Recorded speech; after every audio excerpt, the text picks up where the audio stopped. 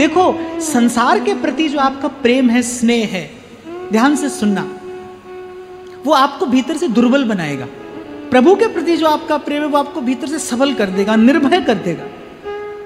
आप संसार में देख लीजिए, अनुभव कर लीजिए, आज आप अकेले हैं, मस्त रहते हैं, कल किसी से प्रेम हुआ, स्नेह का बंधन बंधा, तो उसकी चिंता भी अपनी, उसका कष्ट भी अपना।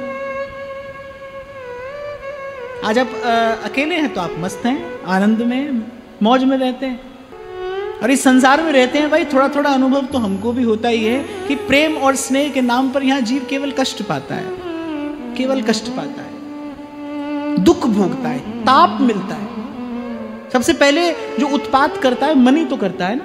मन प्रेरणा देता है, मन बंध जाता है किसी से जाके, मन के पीछे पीछे आप चल देते हैं, हम चल देते हैं और उस बंधन को स्वीकार कर लेते हैं।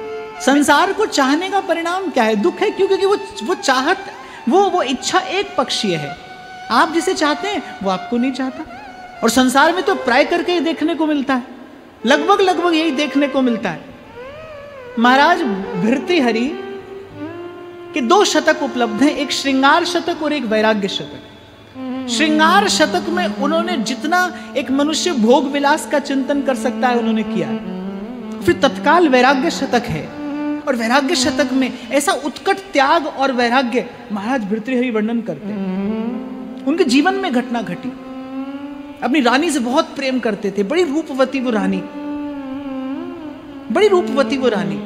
लेकिन राजा भर्तृहरि संस्कारी थे, शिव भक्त। एक साधु उनके नगर में आए, उनकी सेवा से प्रसन्न हो गए।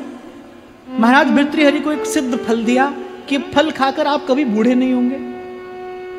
महाराज भर्तृहरि ने वो फल स्वयं ना पाकर अपनी उस रानी को दिया जिससे बड़ा प्रेम करते थे। ये तो प्रेमी का स्वभाव होता है ना, कोई उत्तम वस्तु हाथ में आए तो वो अपने प्रेमास्पद को देना चाहता है। उनका तो रानी में शुद्ध भाव था, तो उन्होंने कहा कि ये तो रानी को देना चाहिए। अब रानी जो थी वो किसी अश्वपालक से प्रेम करती थी चोरी छिपे। उसने कहा ये फल मुझे ना पाकर उसको पाना चाहिए। वो जो अश्वपालक था वो किसी वेश्या के प्रेम में था, उसने वो फल ले जाकर वेश्या को दिया। वेश्या संस्कारी थी, उसने कहा कि हमारे राजा बड़े धर्मपरायण हैं, ये बड़े दीर्घजीवी हों तो इसमें पूरे नगर का कल्याण है। तो वेश्या आ गई और वो फल ले जाकर राजा को दिया। राजा पहचान गए कि तो वही सिद्ध फल है।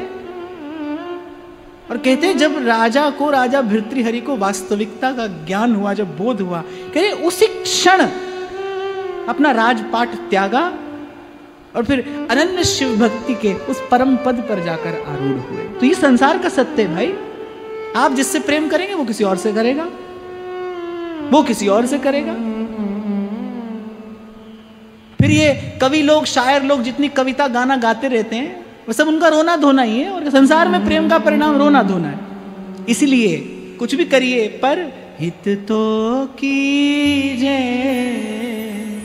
कमल नयन सो, कमल नयन सो। मेरी आंखों देखी घटना है।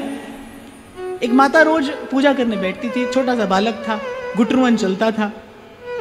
वो बार बार आता था और दीपक की लौ को छूने का प्रयास करता था। 2, 4, 5 बार तो माता ने हटाने की चेष्टा की। एक दिन माता ने हाथ लग जाने दिया। अब मैंने कहा ये क्या करती हैं आप? फिर कल से नहीं आएगा। और बिल्कुल ठीक ऐसा ही हुआ। अगले दिन से माता भी गई, बोले बेटा ये चाहिए? बोले नहीं, ये नहीं चाहिए। तो ऐसी ठोकर लग जाए तो कम से कम तब तो सीख जाइए।